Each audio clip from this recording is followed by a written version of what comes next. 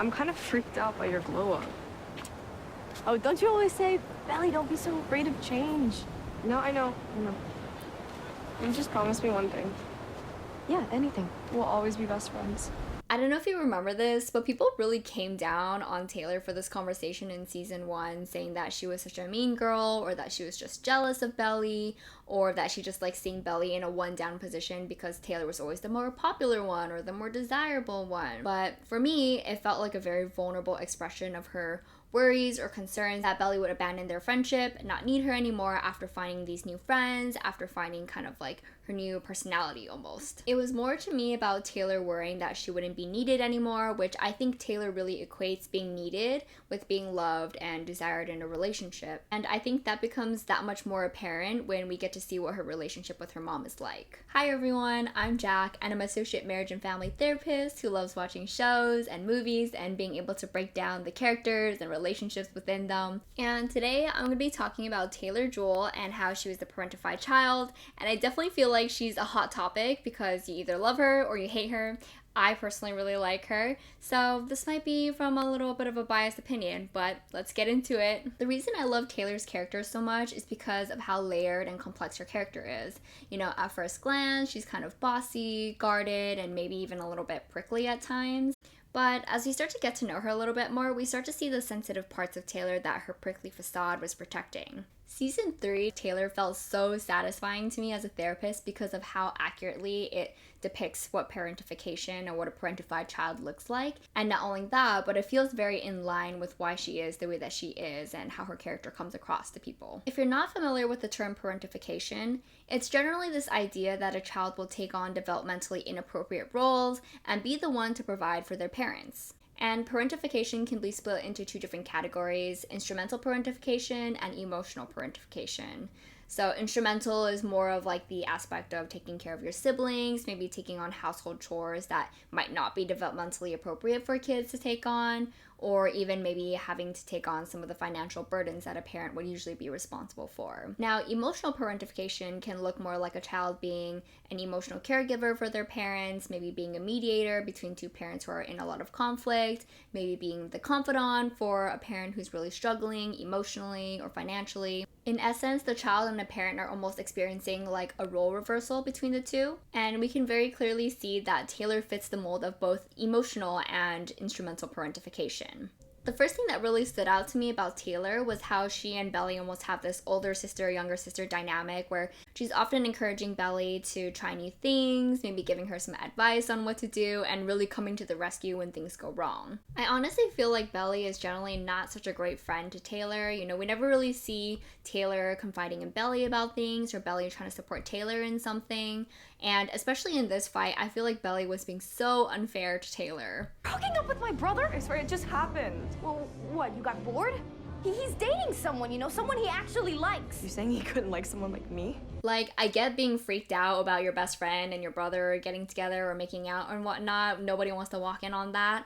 And at the same time, it just feels like Belly has these assumptions or preconceived notions that are completely wrong about Taylor. Like, I feel like Belly, being her best friend, reads Taylor on a very surface level of like, yeah, Taylor doesn't take relationships seriously, or that, she doesn't get hurt very easily, she's not a very sensitive person, when it's very clear that Taylor is actually the complete opposite, and that's just kind of a facade that she likes to put on for others. I just can't imagine being best friends with someone and seeing the way that they had to grow up with their mom and the lack of their dad figure present, and not even being able to understand that part of them. In all fairness, Belly is a teenager, so I'll give her that. But anyways, back to the situation. I feel like Taylor and Belly were in this fight, right? And it was still somewhat unresolved when Taylor leaves. And Belly really only calls up Taylor when she's in a jiffy and kind of needs Taylor to come and support her. I don't really feel like Taylor got the apology or acknowledgement that she really deserved, but despite that, she was so quick to drop everything to come and help Belly. And I think this is the beginnings of us starting to see a pattern with Taylor of her setting aside her needs for someone else's. And this is a dynamic that we see happen with Taylor and Lucinda quite often in the short span of time that we got to see their relationship. And I imagine that over time, Taylor started to equate being useful or being helpful with being loved, because that's her dynamic with her mom. Parents are supposed to give their children unconditional love. They're supposed to provide the kid with all their needs. But for Taylor, it was like, I have to be the provider for my mom, otherwise things are gonna fall apart. And I really don't think that Lucinda ever intended to communicate this message to Taylor or even ever said it explicitly at all. However, I do think that is kind of the message that parentified children take away from their experiences. I kind of feel like Taylor simultaneously wants to be taken care of, but also doesn't really know what to do with herself when she's in her situation where someone else is trying to take care of her. Because I think that's all she's ever known, is being that caretaker. And that's why I think her relationship with Steven makes her so uncomfortable or is so different or weird for her. This hyperindependence that we see in Taylor really manifests as her being pretty avoidantly attached, especially in her relationship with Steven. If you're not familiar with attachment theory, it's generally this idea that our early bonds with our primary caregiver, or just whoever, we spent the most time being raised by, whoever we spent the most time with in our early years, often forms the scripts and foundations for future relationships. It teaches us about whether or not we should value or not value ourselves, and whether other people are generally trustworthy or not trustworthy. And so what I mean when I say that Taylor is an avoidantly attached individual, it means that she generally has a mistrust of other people and thinks that other people are going to hurt her and disappoint her. I think Taylor has seen Lucinda go through multiple messed up relationships in their life that has ended in some negative consequence for Taylor and her mom, whether that be financial or emotional. And I think it makes a lot of sense why Taylor really tries to keep relationships at bay, because she's so worried about repeating the same patterns that her mom does and finding herself in the same vulnerable positions.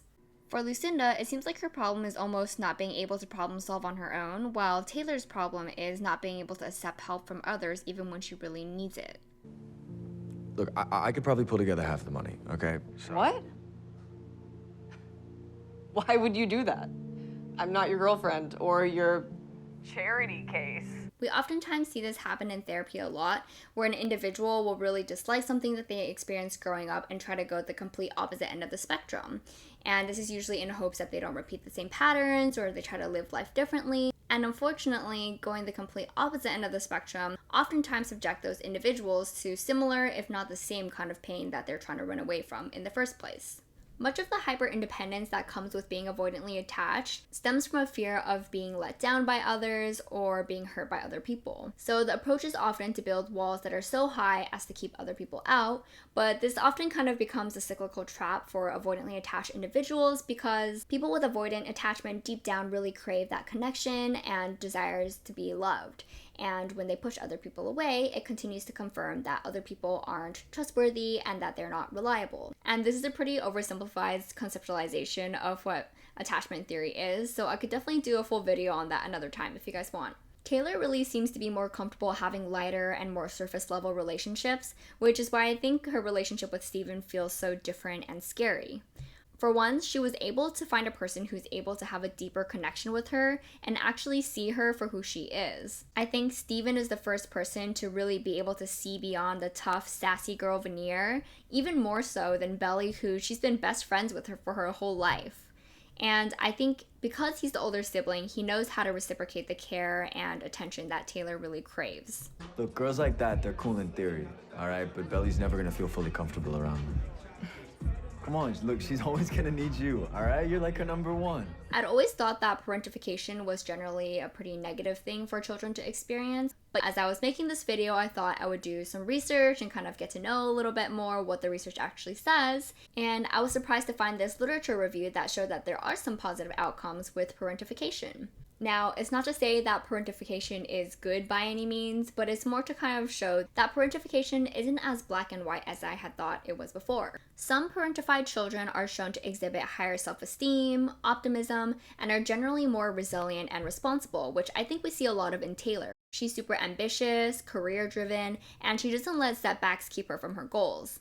She's generally more responsible than Belly, for example, who is able to be a child. The only thing that I will add is that these positive outcomes are pretty heavily dependent on a variety of different factors. The most important factor by far was that these children had to have positive perceptions of these experiences. For example, if we had two siblings who were subjected to the same amount of parentification or the same type of parentification, but one really resented that experience while the other child found it to be a learning experience or an experience that made them resilient, they would have very different outcomes in how that parentification impacted them. I'm really curious to hear if any of you have experienced parentification yourself and, what your outlooks or perceptions of what those experiences were like. And I really want to encourage the space to be as empathetic and encourage as much dialogue as possible. So if you are going to respond to someone, please try to remember that, there is a very real person on the other end of that comment, which I think can be kind of easy to forget these days.